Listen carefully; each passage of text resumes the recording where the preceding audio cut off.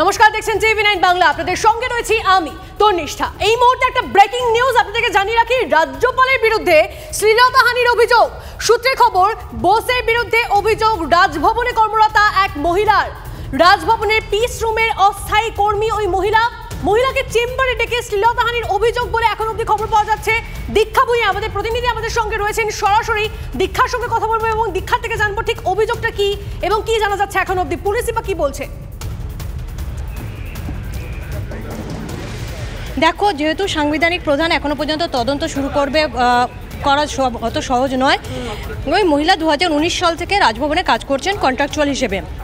তিনি যেটা কমপ্লেনে লিখেছেন যে তিনি কন্ট্রাকচুয়ালে এখানে যে এপিবিএক্স আছে সেখানে তিনি কাজ করেন, অর্থাৎ যে ফোনগুলো রিসিভ করা হয় পিএসরুমে সেগুলো কাজ করেন তিনি। সেখানে তিনি 19 তারিখে রাজ্যপাল তাকে বলেন তার সিভি নিয়ে আসতে, তাহলে পার্মানেন্টের ব্যবস্থা করবেন। 24 তারিখে যখন তিনি যান তখন রাজ্যপাল তাকে কুপ্রস্তাব দেন বলে তিনি অভিযোগ করেছেন এবং তিনি তাতে সাড়া দেননি। তখন তারা রাজ্যপাল গায়ে হাত দেন। আজকেও যখন রাজ্যপাল ডাকেন তিনি তখন সুপারভাইজারকে নিয়ে সঙ্গে গিয়েছিলেন এবং সুপারভাইজারের সঙ্গে কথোপকথনের পরে সুপারভাইজারকে নাকি রাজ্যপাল বেরিয়ে যেতে বলেন এবং ওই মহিলা ছিলেন। তখন রাজ্যপাল বলেন আজকে রাতে ফোন করবেন, তাতে তিনি রাজি না হলে গায়ে হাত দেন বলে রাজ্যপাল তিনি কমপ্লেন করেছেন। এখন দেখার বিষয় যে রাজভবন কী বিবৃতি দিয়েছে। রাজভবন একটু আগেই বিবৃতি দিয়েছে। রাজ্যপাল বলেছেন যেটা সত্যি সেটা বেরিয়ে আসবে, অর্থাৎ এতক্ষণ পরে কিন্তু আমরা রাজভবন থেকে, এটাই এখনকার ব্রেকিং খবর, রাজ্যপাল জানিয়েছেন রাজভবন থেকে যেটা সত্যি সেটা বেরিয়ে আসবে, অর্থাৎ যেটা সত্য সেটা উন্মোচন হবে। তিনি যে এই ঘটনার সঙ্গে জড়িত নন তিনি সেটা বলেছেন। অর্থাৎ এখন পুলিশ কি করে সেটা পরের ব্যাপার, কারণ সাংবিধানিক প্রধানের বিষয়ে কিন্তু এত তাড়াতাড়ি কোনো ব্যবস্থা নেওয়া যায় না, এটা আমাদের মনে রাখতে হবে।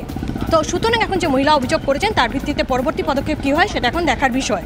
দীক্ষা, তবে এত বড় একটা অভিযোগ যখন সামনে আসছে, রাজ্যপালের বিরুদ্ধে ওঠা অভিযোগ, তা নিয়ে ইতিমধ্যে কি রাজনৈতিক চাপানোতর শুরু হয়েছে? অবশ্যই দেখো, তৃণমূলের তরফ থেকে ইতিমধ্যেই প্রেস কনফারেন্স করেছেন মন্ত্রী শশী বাজা এবং একটা তৃণমূলের তরফ থেকেও কিন্তু একটা আমরা দেখেছি বিবৃতি দেওয়া হয়েছে যে রাজ্যপাল কি করেছেন এটা সেই ব্যাপার নিয়ে। কিন্তু রাজভবন যে বিবৃতি দিয়ে দিয়েছে এরপর এখন দেখার বিষয় তৃণমূল কোন পদক্ষেপ নেয়। একেবারেই তাই দীক্ষা, আমাদের সেদিকেই নজর থাকবে। রাজ্যপালের বিরুদ্ধে শ্লীলতাহানির অভিযোগ। দীক্ষা, তুমি আমাদের সঙ্গে থাকো। তৃণমূলের তরফ থেকে যে বিবৃতি দেওয়া হয়েছে, কি বলছে তৃণমূলের তরফ থেকে, কি বলা হচ্ছে শোনাই আপনাদের। রাজ্যপাল শ্লীলতাহানি করছেন এবং কিসের, মানে আমি তো বলি যে অনেকবার বলছে মহিলা বলছে যে অনেকবারই হয়েছে, তার মানে এর আগে সুযোগ পায়নি, চেপে দেওয়া হয়েছে, তাকে ভয় দেখানো হয়েছিল, আরও অনেক কিছু। তার যে চেয়ারের একটা গরিমা রয়েছে, একটা সম্মান রয়েছে, এরকম একটা কনস্টিটিউশনাল পোস্টে সংবিধানে তিনি রক্ষা করবেন, সেইখানে নারী নির্যাতনের কমপ্লেন তার বিরুদ্ধে। এনারা যে সন্দেশখালি নিয়ে এত বলতেন, তো আমরা সত্যিই শুনতে চাই যে কেন্দ্র সরকারের বক্তব্যটা কি, মহামান্য প্রধানমন্ত্রী তার বক্তব্যটা। নারী নির্যাতনের অভিযোগ রাজ্যপালের বিরুদ্ধে, এ কি ধরনের ঘটনা ঘটছে যে রাজ্যপাল নাকি বলেন তিনি পিস রুম করছেন, সকলের অভিযোগ শুনবেন, সেই অভিযোগের নিষ্পত্তিও করবেন। আমরা তো আগেও বলেছি, আবার বলছি, সেই পিস রুম কি আসলে নারী সম্মানের পিস হ্যাভেন হয়ে গেছে? বারবার মাননীয় প্রধানমন্ত্রী নারী শক্তি বলছেন, সেখানে রাজ্যপাল তিনি নারীর অপমান করছেন।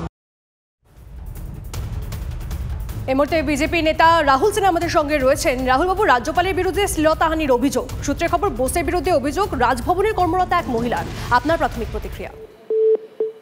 কথা আমি বলতে চাই, তৃণমূল আর কত নিচে নামবে, আর রাজনীতিতে জেতার জন্য একটা নিচে নামার সীমারেখাকেও ছাড়িয়ে যাচ্ছে তৃণমূল কংগ্রেস। যে অভিযোগটা এনেছে অত্যন্ত নিন্দনীয় এবং দুর্বল অভিযোগ। যে মহিলা একবার শ্লীলতাহানির শিকার হয়েছে তিনি দ্বিতীয়বার আবার সেখানে গেলেন, এই তথ্যটা সাধারণ যে কোনো মানুষের মাথাতে ঢুকবে না। অতএব আমি মনে করি আজকে বেছে প্রধানমন্ত্রী আসছে, সেই দিনটাতে এই জাতীয় একটা রাজনৈতিক খেলা খেলার জন্য এই জিনিস করা হয়েছে, যেটা অত্যন্ত নিন্দনীয় বলে আমি মনে করি রাজনীতি হোক, কিন্তু এই জাতীয় খেলা বন্ধ হোক। বেশ, অনেক ধন্যবাদ আমাদের সঙ্গে কথা বলার জন্য। কথা বলছিলাম বিজেপি নেতা রাহুল সিনহার সঙ্গে। অত্যন্ত গুরুতর একটা অভিযোগ রাজ্যপালের বিরুদ্ধে, শ্লীলতাহানির অভিযোগ। সূত্রে খবর, বোসের বিরুদ্ধে অভিযোগ রাজভবনে কর্মরতা এক মহিলার। রাজভবনের পিস রুমে অস্থায়ী কর্মী ওই মহিলাকে চেম্বারে ডেকে শ্লীলতাহানির অভিযোগ।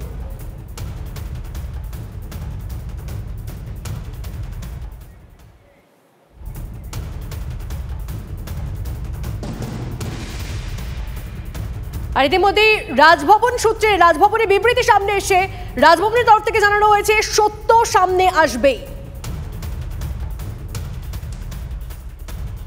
সত্য সামনে আসবেই, সাজানো অভিযোগের সামনে মাথা নত করব না। রাজ্যপালের এই বিবৃতি সামনে এসেছে, সাজানো অভিযোগের সামনে মাথা নত করব না বলেছেন রাজ্যপাল। এই অভিযোগের পর তার বক্তব্য, আমাকে কালিমালিপ্ত করার চেষ্টা, নির্বাচনী ফায়দা তোলার চেষ্টা, ঈশ্বর তাদের মঙ্গল করুক। দুর্নীতি ও হিংসার বিরুদ্ধে এই লড়াই থামবে না বলছেন রাজ্যপাল।